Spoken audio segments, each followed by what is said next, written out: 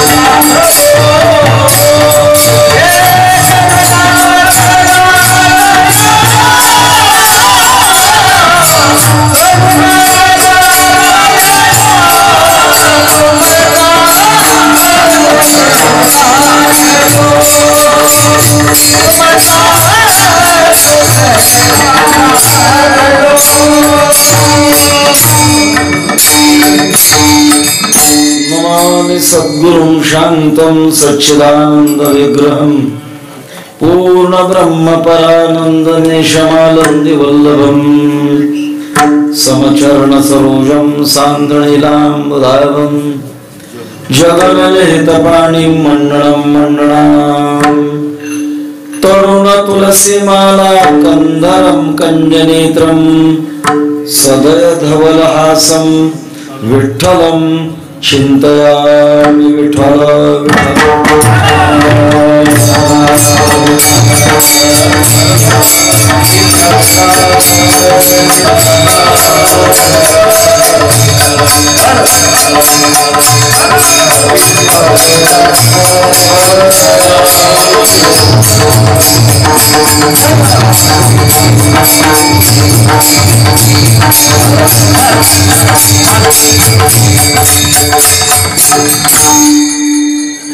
काय उडे आम्हा विठोबाचे पायी नाही ऐसे काही येथे एक ते भोवताले ठाई वाटू मन बराडी करून दारोदार अनंत कृपा सागर भगवत पूज्यपाद जगदुद्धारक जगद्गुरु श्री तुकोबाराय उपस्थित संत महंत भाविक सज्जन माता भगिनी बालक बालिका टाळकरी मृदंग वादक चोपदार बाबा विनेकरी ऑपरेटर साहेब सर्वांना अंतःकरण वंदन करून या पांडे पोखरी गावामध्ये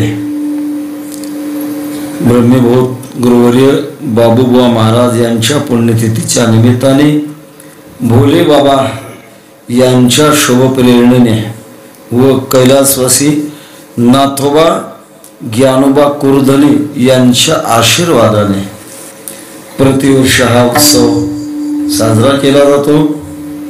पत्रिकेमध्ये उत्सवाचा क्रमांक नाही, प्रतिवर्ष. आणि या उत्सवाचे संयोजक दत्तराव पाटील सोन्नेकर, व्यवस्थापक गावकरी मंडळी पांडेपोखरी, संत चरणरज पांडुरंग नाथोबा कुर्धने, रामकिशन नाथोबा कुर्धने, शेषराव नाथोबा कुर्धने, आबासाहेब नाथोबा कुर्धने आणि श्री विष्णू दादाराव कुर्धने या कुटुंबाच्या वतीने हा प्रतिवर्षी पंचदिवसीय उत्सव साजरा करतो.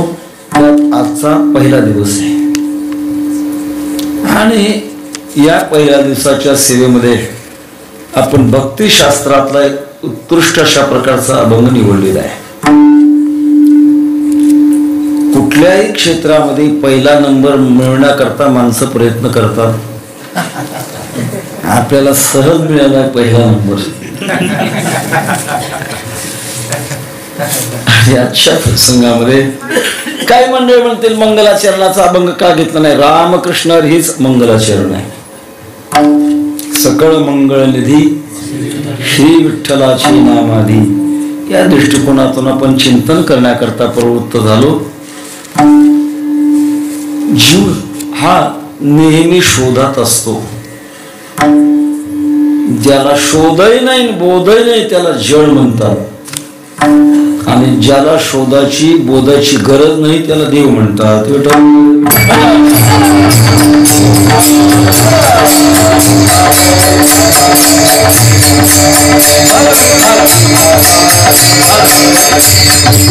माणसाच्या जीवनामध्ये शोध कधी? उणीव निर्माण झाल्यानंतर. आपल्या जीवनामध्ये काहीतरी कमी आहे असं वाटलं की शोधायला सुरुवात. विज्ञान कुठल्या अवस्थेमध्ये? शोधाच्याच अवस्थेत आहे. विज्ञानामध्ये बोध नाही, शोध आहे. टीका नाही करायची आपल्याला. कौतुक आहे महाराज, रात्रीच्या वेळेला एवढा प्रकाश, एका माणसाचा आवाज एवढ्या माणसापर्यंत पोचवायचा, आणि एवढा एवढा छोटा मोबाईल हजारो किलोमीटर सहज बोलतो. कौतुक आहे. पण एक बाजू जर पाहिली तर शोधच आहे, बोध नाही. आणि संतांच्याकडे शोध आहे आणि बोधही आहे. बोध त्याला म्हणतात, पूर्णत्व प्राप्त झालं की मग त्याला बोध म्हणतात. शोध केव्हा असतो? जेव्हा आपल्या जीवनामध्ये काहीतरी हरवलंय किंवा काहीतरी हवंय आणि ते आपल्याला अजून मिळालं नाही, अशा काळात माणसाला शोध घ्यावा लागतो. हरवलंय मग त्याचा शोध घेतला जातो. काय हरवलंय? आपला आत्मानंद हरवलाय, सत्य हरवलंय, ज्ञान हरवलंय, आनंद हरवलाय. म्हणजे आपणच हरवलोय. हरपले आपण पे संता ते पाहता घेऊसावे, म्हणून वाहनावे ऐकावे तिची सदा. तसं पाहिलं तर हरवल्याचा भ्रम आहे, भ्रम. वैकुंठवासी परमपूज्य गुरुवर्य मामासाहेब दांडेकर दृष्टांत सांगायचे. कवले एक भ्रमलेपणे मी तो नवेगा चोरलो म्हणे, ऐसा नाथिरा छंद अंतःकरणे घेऊन टाकी. एकाला बाजारात जायची गरज पडली, तोपर्यंत त्याच्या पत्नीनं सगळंच आणायचं, पण त्या दिवशी काही जाता येईना, अडचण आली. आणि अडचण आल्यानंतर बायकोला म्हटला मला बाजारात जायचंय पण काय करू, मी हरपलो तर. बायको हुशार होती. अशा जोडप्यात बहुतेक बायका हुशारच असतात. तिने काळा दोरा आणला आणि त्याच्या पायात बांधला. तुम्हाला शंका जर वाटली बघायचं पायात. जोपर्यंत दोरा आहे तोपर्यंत हरपले नाही तुम्ही. त्याने मानलं, कारण तितका भोळाच होता तो.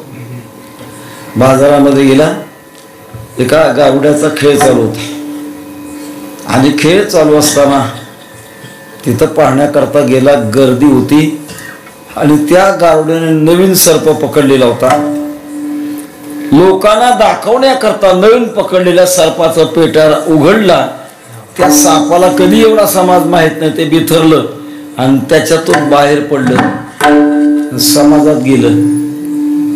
आता समाज आता सारखा शांत असेल तो, हा त्याच्या अंगावर तो, त्याच्या अंगावर तो, त्याच्या अंगावर योगायोगाने हा ज्याच्या पायात दोरा बांधला होता त्याच्या पायात एकाचा अंगठा अडकला त्या दोऱ्यात आणि पटकन तुटला. तसाच घरी आला रडत रडत रडत, मी चोरलो, मी चोरलो. त्याच्या पत्नीला माहित होतं यांच्या बुद्धीची किती अक्कल आहे. ती काय हरकत नाही म्हणाले, तुम्हाला शोधून आणू, थोडं झोपा, खाय काहीतरी आणि थोडं झोपा. थोडं खाऊ घालून त्याला झोपी घातलं आणि झोपी घातलेल्या अवस्थेमध्ये दुसरा एक काळा दोरा त्याच्या पायात आणून बांधला. झोप झाल्यानंतर त्याला सांगितलं, तुम्ही आता सापडली बर का. कशावर? पायात दोरा आहे. तो हरवला होता का? हरवलाही नाही, सापडलाही नाही. आपलं असं चालू आहे. त्या दृष्टिकोनातून हा शोध चालू आहे. पण ज्याचा शोध पूर्ण होतो त्याला बोध म्हणतात. बोध. आणि असा बोध देणाऱ्या एक जगामध्ये वर्ग आहे. बोध दिला मज सांगा ते मार्ग दाविला नीट, ते बोधाने संपन्न असतात. येणे बोध आणि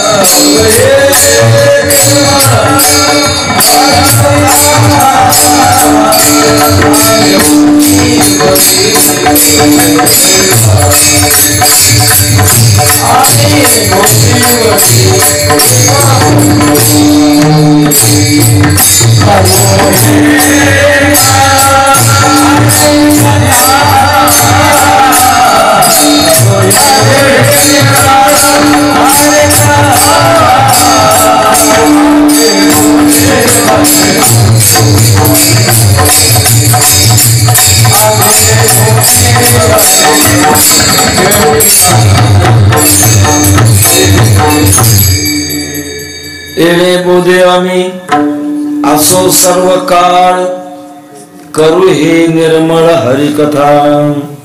आम्ही या बोधावर आहोत. आमचा शोध संपलाय. म्हणून शोध संपत असताना आपल्याला दोन भाग पाडावे लागेल. एक निवड आणि दुसरा निश्चय.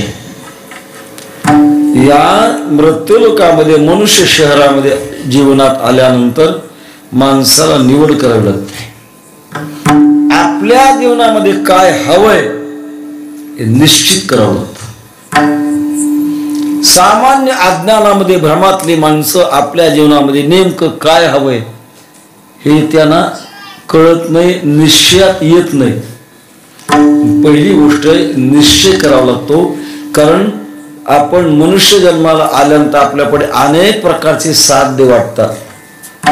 कधी मृत्यू लोकातले उत्तम भोग, कधी स्वर्गातले भोग. अनेक प्रकारच्या भोगात माणसाचं मन अडकतं. मग त्याच्यामुळे हे घ्यावं बरं आहे का, ते घ्यावं बरं आहे का, असा विचार चालतो महाराज. पण एक प्रकार असा आहे, तो निवड करणेपर्यंत जातच नाही.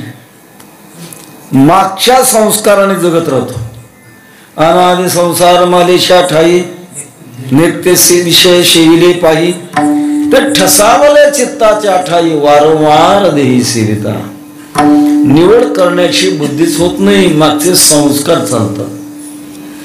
मागचे अनंत जन्माचे जे संस्कार, ल्यावे खावी बरे, असावे सदैव, हे शिकरी हाव संसारी हे संस्कार चालू राहतात आणि त्याच्यामुळे नेमकं आपल्याला काय पाहिजे हे कळतच नाही. वैकुंठवासी परमपूज्य गुरुवर्य मामासाहेब दृष्टांत सांगायचे. भुसावळ सारखं रेल्वे जंक्शन स्टेशन, जिथून रेल्वे मुंबईला जाते आणि नागपूरला जाते, असं जंक्शन रेल्वे स्टेशन. आणि प्रवासाकरता 2 भिकारी रेल्वे स्टेशनवर आले आणि ते दोघेही शंकर सोसायटीचे सभासद होते. इकडं कळतं का शंकर सोसायटी आहे का? इकडं नसल पण कळत असेल. आता एवढा वारकरी वर्ग आहे, इथं कुठली असायला शंकर सोसायटी? अर्थात गांजा ओढणारे होते. गांजा दोघांनी भरपूर ओढला आणि रेल्वे स्टेशनवर आले. एक गाडी येऊन उभी राहिली. दोघंही एका डब्यात चढले आणि शेजारी शेजारी बसले. गाडी सुरू झाली. 5-6 किलोमीटर गाडी गेल्यानंतर एकाने एकाला विचारलं, बाबा ये आपको कहाँ जाना है? तो बोले हमें मुंबई जाना है. ज्याला मुंबईला जायचं होतं त्याने ज्याला विचारलं त्याला पुन्हा प्रतिप्रश्न केला, फिर आपको कहाँ जाना है? त्याने सांगितलं हमें नागपूर जाना है. नागपूर मुंबई विरुद्ध टोक. बसले ते एका गाडीत. एक म्हणतो मला मुंबईला जायचं आणि एक म्हणतो मला नागपूरला जायचं. समोरच्या माणसानं पाहिलं, डोळे लाल बुंद आहेत, चालण्यात मेळ नाही, बोलण्यात मेळ नाही. कमीत कमी ज्याला नागपूरला जायचं ना त्याला इथंच सावध करू, म्हणजे तो चुकणार नहीं. इनका बाबा जी ये गाड़ी तो मुंबई जा रही है, नागपुर नहीं जाने वाली, आप अगले स्टेशन पे उतार लो, पुढच्या स्टेशनवर उतरून घ्या. मग त्याला कळालं की गाडी मुंबईला चालली आहे, नागपूरला नाही. आणि मग त्याने उत्तर दिलं, हमें उतारने की कोई जरूरत नहीं, उतरायची काही गरज नाही. क्यों? हमें कहीं भी जाकर भीख ही मांगना है.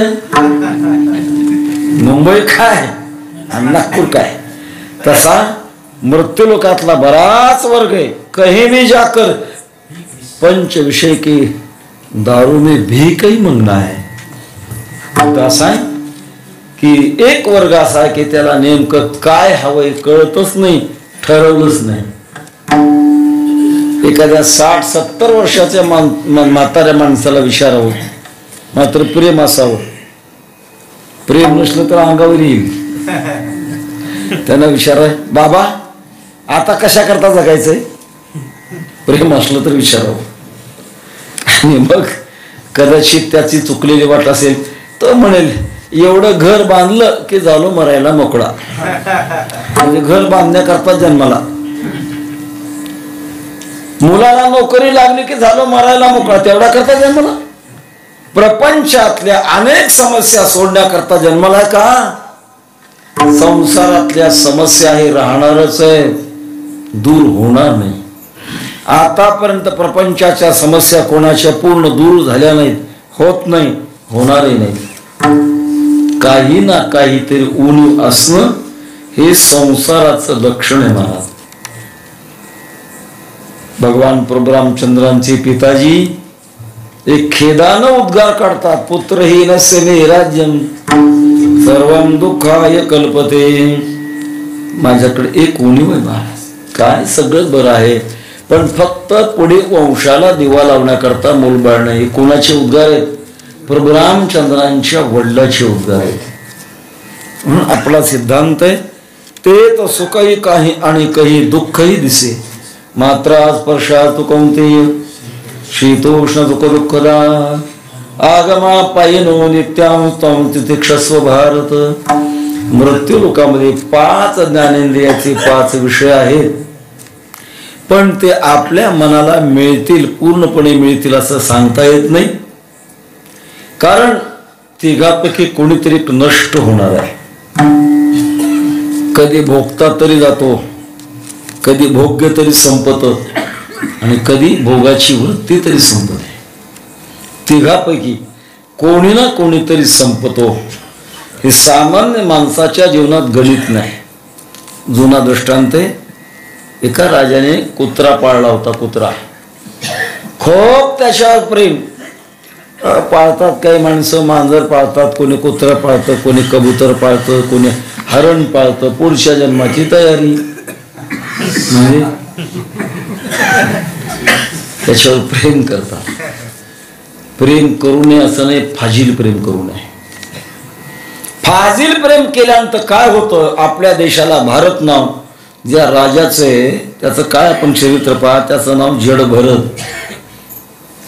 आणि हरणाच्या पिलावर फाजील प्रेम केलं म्हणून जड भरत राजा हरणी गर्भा गेला.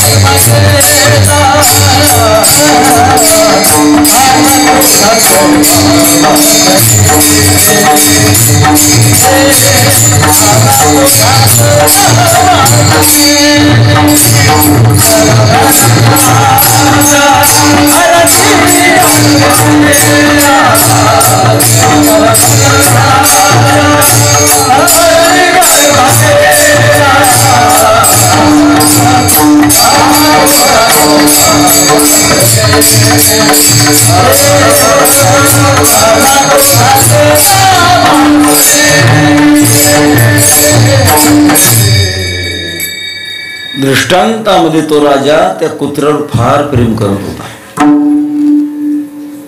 खऱ्या अर्थाने परमार्थामध्ये जग विसरणं अर्धा परमार्थ आहे.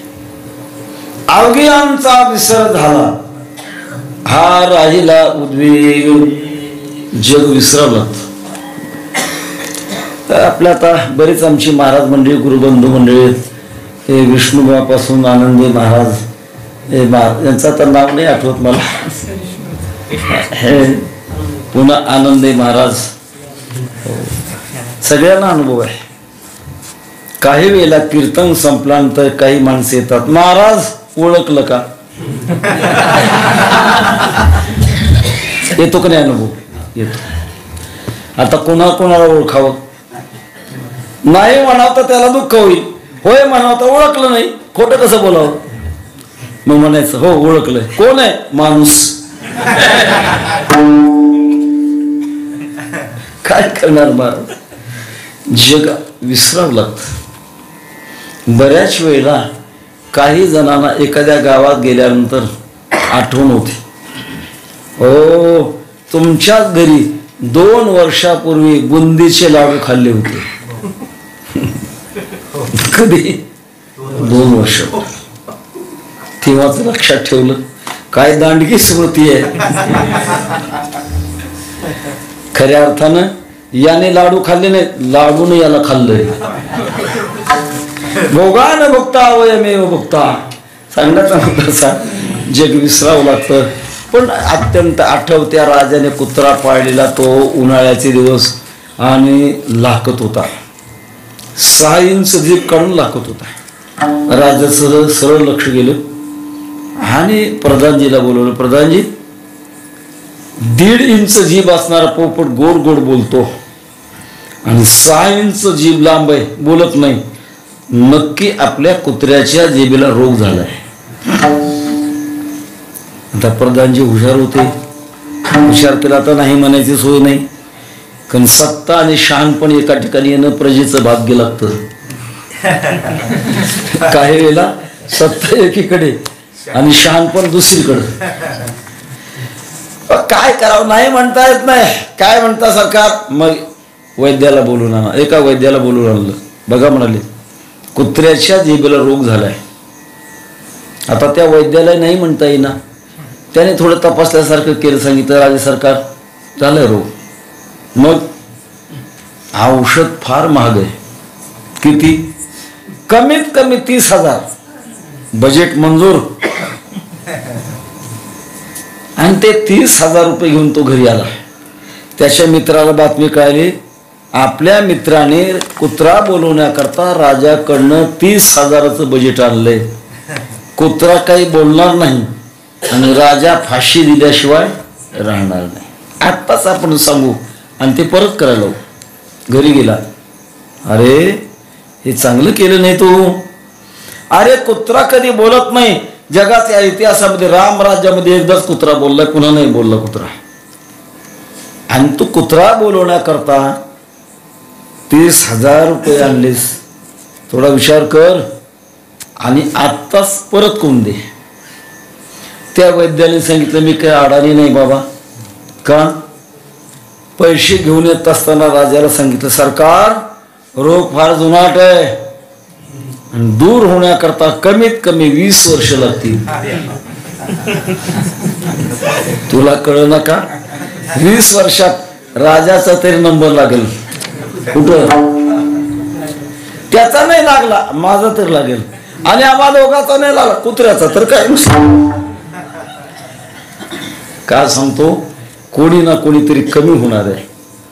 तसं प्रपंचामध्ये भोगता भोग्य आणि भोगवृत्ती नष्ट होणारी आहे आणि इच्छा तर कायम राहते आणि अनुभव तर वियोगाचा येतो. अशा वेळा या जगामध्ये निवड करण्याची गरज आहे. आपली जीवनाची पूर्णत्वाची इच्छा कोण पूर्ण करणार आहे, कोणाचा आधार घ्यावा, कोणाचा स्वीकार करावा, असं निवड करावी लागते. आणि निवड करता करता खात्री पटली आणि खात्री पटल्यानंतर मग निश्चय होतो. निवड आणि निश्चय. निश्चय त्याला म्हणतात पुन्हा बदल नाही. निश्चयामध्ये शक्ती महाराज. निश्चयाची बळ तुका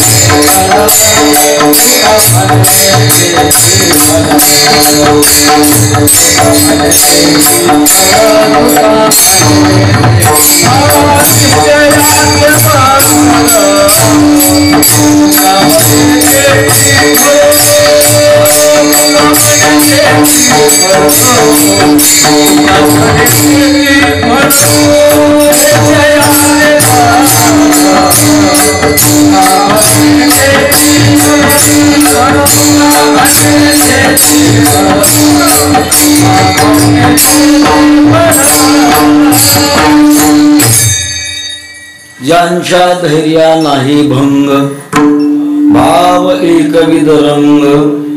परमार्थाची साधना करण्याकरता धैर्य लागतं. मला धैर्य. बऱ्याच वेळेला काही लोकांचं धैर्य संपतं आणि करता करता सगळं सोडून देतात. हो का?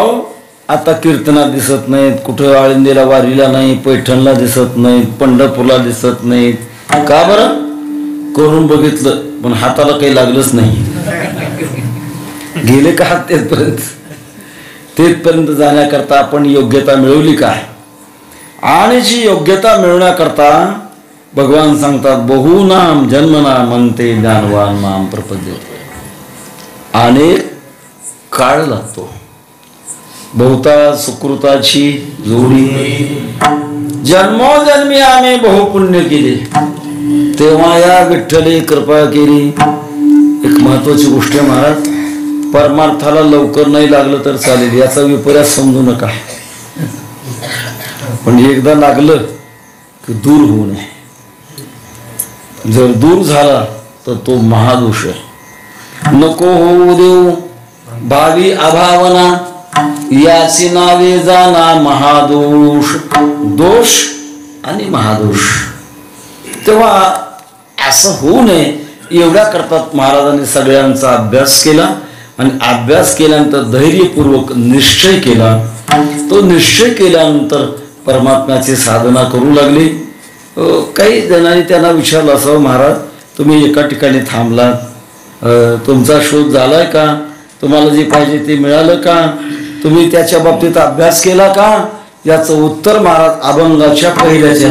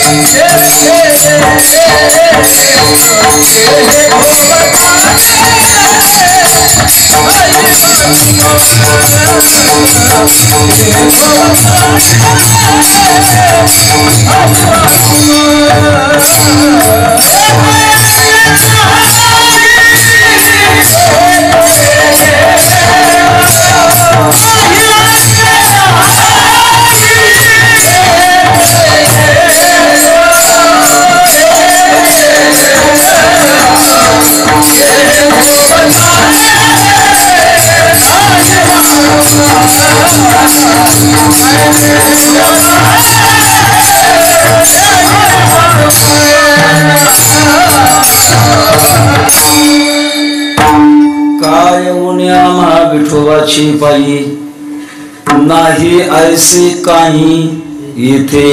एक भक्तीच्या क्षेत्रामध्ये 3 टप्पे: एकाग्रता, एक रूपता आणि एक निष्ठता. 3 टप्पे. भक्ती करत असताना पहिल्यांदा वृत्ती एका ठिकाणी राहिली पाहिजे.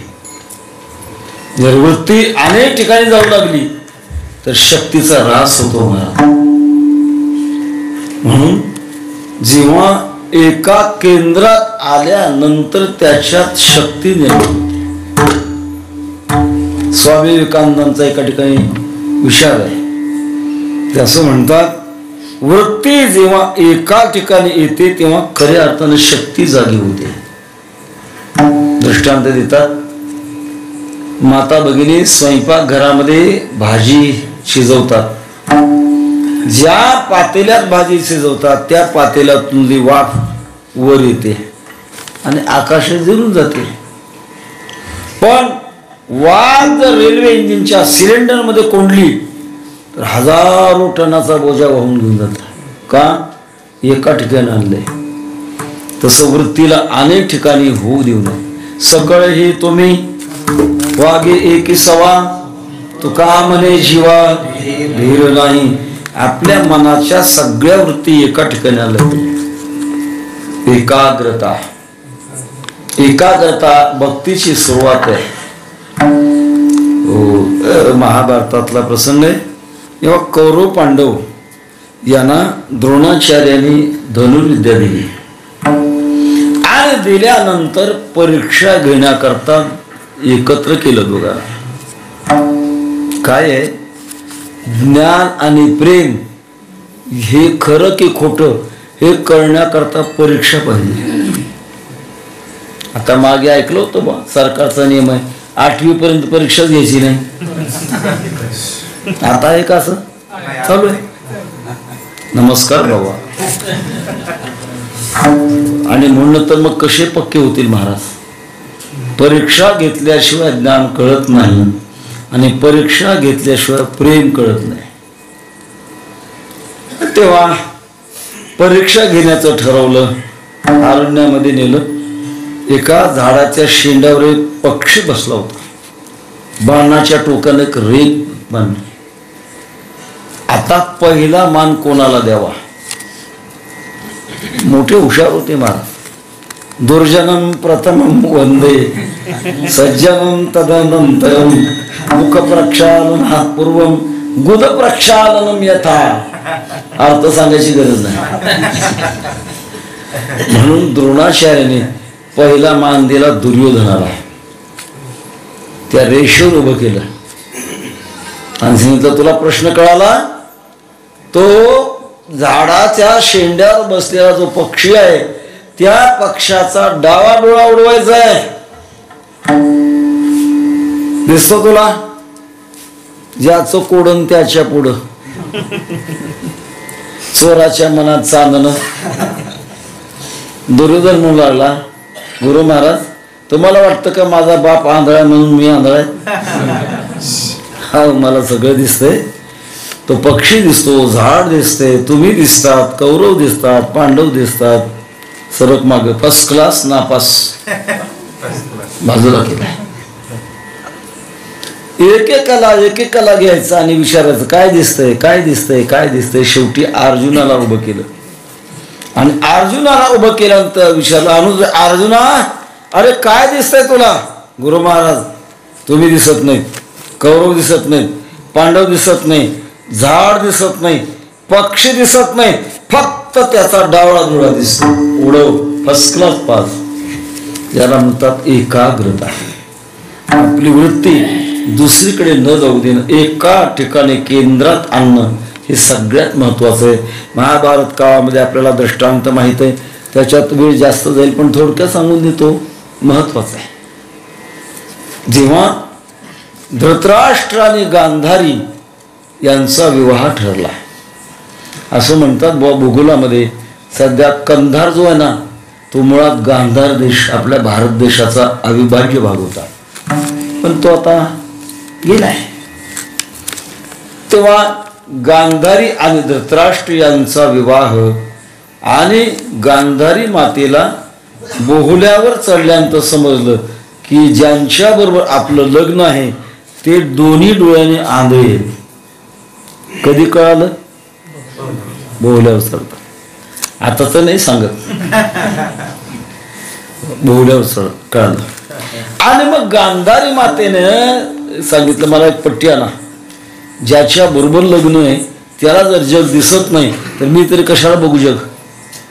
गांधारी मातेनं डोळ्याला पट्टी बांधून घेतली. त्याच्यानंतर ती मुलं झाली, बराच काळ लोटला. पांडवांचं राज्य हरण करून घेतलं कौरवांनी आणि अनेक प्रयोग केले, लाक्षाग्रह जाळण्याचा प्रयत्न केला, पण पांडव विदुर काकाच्या सल्ल्यामुळे निसटले. भीमदादावर विषप्रयोग केला पण बाजूला आले. अनेक दुष्ट अशा प्रकारचे वापर केले. शेवटी करता करता असं ठरलं की भगवान परमात्म्याने सांगितलं, अरे दुर्योधना त्यांना कमीत कमी अर्ध ते राज्य देना नाही, 5 गावं दे, सुईच्या टोकावर बसणारी माती देणार नाही. अशा वेळेला जर द्यायचंच असेल तर त्यांनी जुगार खेळण्याकरता माझ्याकडे यावं आणि निमंत्रण दिलं. कोणी? कौरवांनी. पांडवांना निमंत्रण दिलं. कशाचं? जुगार खेळायचं. बऱ्याच लोकांच्या मनात शंका आहे, पांडव जर भगवत भक्त होते तर जुगार कसे काय खेळले? खानदानी वारकरी मटक्याचा आकडा नाही लावणार, लॉटरीचं तिकीट फाडणार नाही, कारण ती संभावित जुगार आहे. आणि महाभारतामध्ये वचन आहे, ज्याला आपल्या जीवनामध्ये दारिद्र्य हवंय त्याने जुगार खेळावी. मग जुगार खेळण्याकरता कसे गेले त्याचं कारण आहे, क्षात्र धर्माचा नियम आहे, आपल्या वैर्याने आव्हान केल्यानंतर मागे नाही सरायचं म्हणून खेळण्याकरता गेले. शकुनी मामाने कपटाने फाशी टाकली आणि द्रौपदी माता देखील पणाला लावली. शेवटी असं ठरलं, 12 वर्षाचा वनवास आणि 1 वर्षाचा अज्ञातवास. अज्ञातवास हे संपला आणि संपल्यानंतर कृष्ण परमात्मा शिष्टाई करण्याकरता गेले. दुर्योधन कुष्ट्यात गोष्टीला मान्य करेना. अशा वेळेला भगवान कृष्ण परमात्म्याने सांगितलं, दुर्योधना राज्य देत नसील युद्ध अटळ आहे. दुर्योधनानं सांगितलं काय हरकत नाही, मान्य आहे. अशा वेळेला युद्धाकरता कुरुक्षेत्रावर पांडव आणि कौरव जमा झाले. काय विचित्र प्रसंग असेल महाराज. दोघांची म्हणून 18 अक्षौणी संख्या आणि अशा अक्षौणी संख्येमध्ये पहिले सेनापती भीष्माचार्य 9 दिवस युद्ध चाललं त्यांचं आणि 9व्या दिवशी रात्री दुर्योधन भीष्माचार्यांच्या महालामध्ये गेला. आचार्य, एक निवेदन देण्याकरता आलोय. काय रे? तुम्ही फक्त आमच्या पक्षात राहता पण प्रेम मात्र पांडवावर करता. आपल्याकडे म्हणे ना, खायचं कणगीला गायचं इरलेला. जसं अलीकडे लोकशाहीमध्ये बरंच दिसतं महाराज. निवडणूक यावी आणि मग काही माणसं एकाचा चहा पितात, दुसऱ्याचे पोहे खातात, तिसऱ्याच्या घरी जेवायला जातात, चौथ्याच्या गाडीत फिरतात आणि 5व्याला मत देऊन मोकळं होतात. कोणाचा कोणाला मेळ लागू देत नाही. असं दिसतंय. शहाणी अपुरी एकच वचन. मला धक्का बसला. सांगितलं, दुर्योधना, उद्या सूर्यास्तापर्यंत एक तरी पांडव धराशायी पाडीन, नाहीतर मी तरी पडत. भीष्म प्रतिज्ञा. आणि भीष्म प्रतिज्ञा झाली. शेवटी 10व्या दिवशी अर्जुनाने शिखंडीला मध्ये उभं केलं आणि निकराचा बाण मारला. भीष्माचार्य कोसळले. नंतर द्रोणाचार्य सेनापती, कर्ण सेनापती जवळजवळ सगळे उरकत गेले आणि दुर्योधनाची पाळी आली. भीती वाटायला लागली. एवढे मोठे मोठे बलाढ्य योद्ध करणारे गेले. आपल्याला काय काय होतंय कोणास ठाऊक. पण आता काय करावं. एका सत्पुरुषाला विचारलं, का हो, मी वज्रदेही होईन असं काही उपाय आहे का?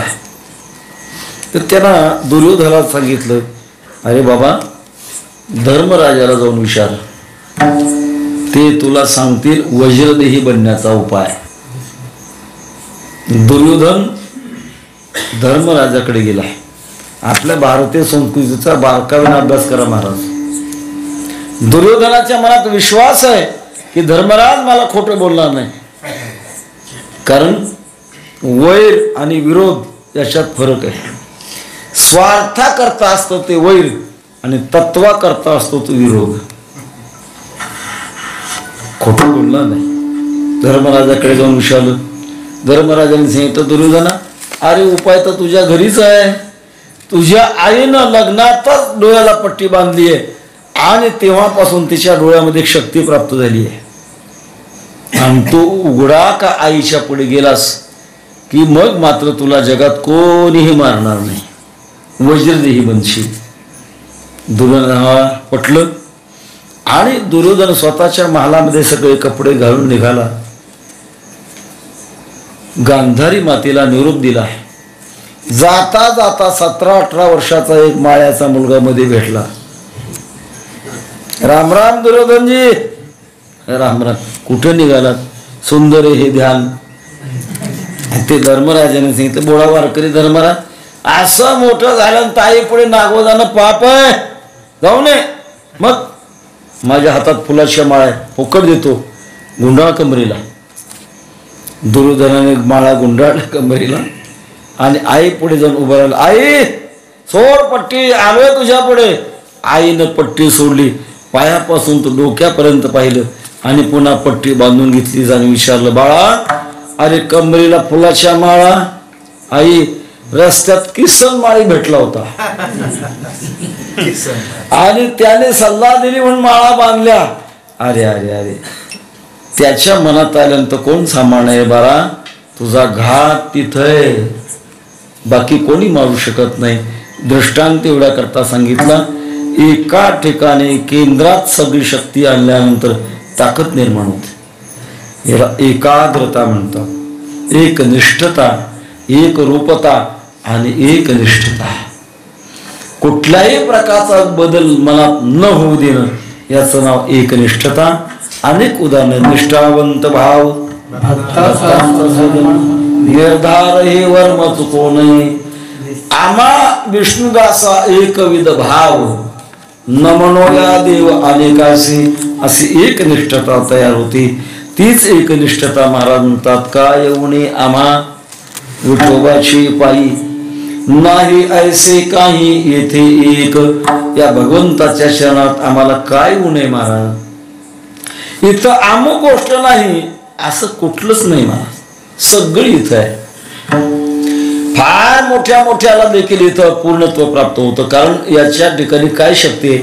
ऐका यशश्री औदार्य ज्ञान वैराग्य ऐश्वर्य हे साही गुणवर्य वसती जेत म्हणून तो भगवंत. 6 गुण, अनेक गुणांचा साठा भगवान परमात्मा आहे. तिथं काही कमी नाही महाराज. बाकीच्या ठिकाणी कमी होईल पण इथं कमी नाही. मोठा प्रसंग आहे श्रीमद भागवतामध्ये.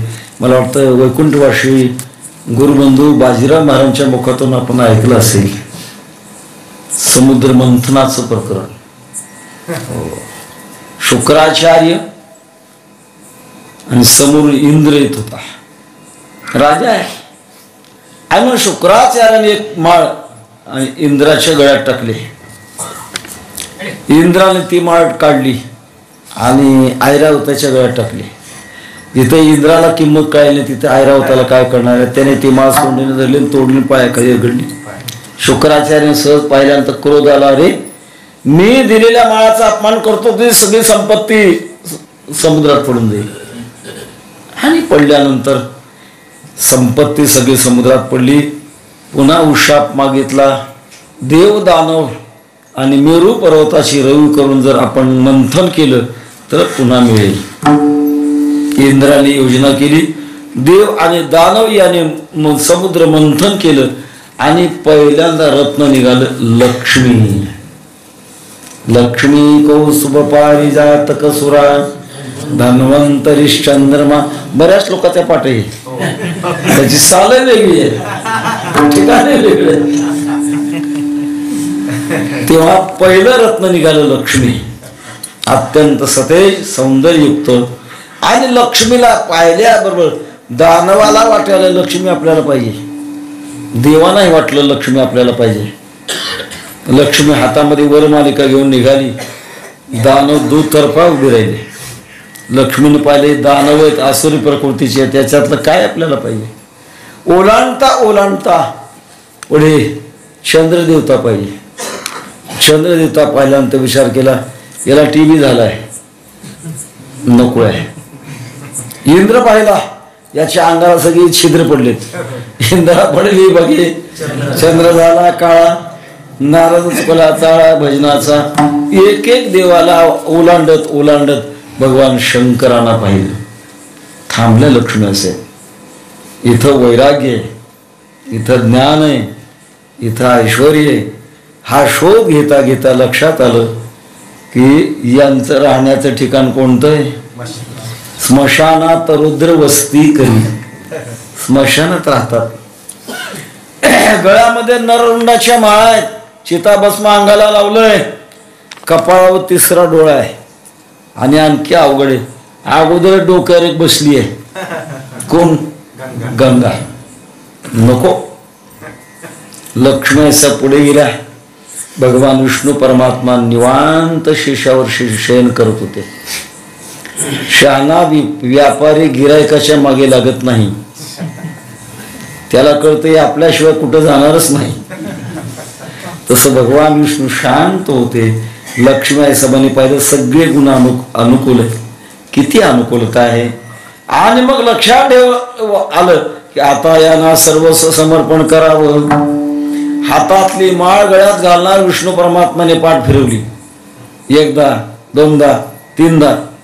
लक्ष्मी आहे सभाने विनंती केली, का हो इतके ओलांडत ओलांडत आले आणि तुम्हाला माळ घालू लागले, तुम्ही पाठ दाखवता. एखाद्याचा भाव वाढला म्हणजे किती वाढेल काही सांगता येत नाही.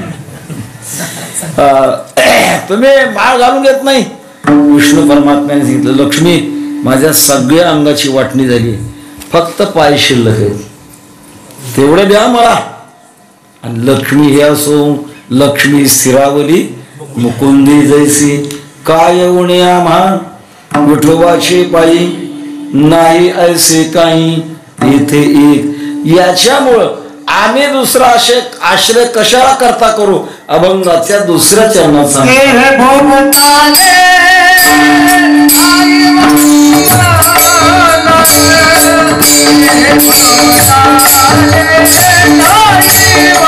Oh,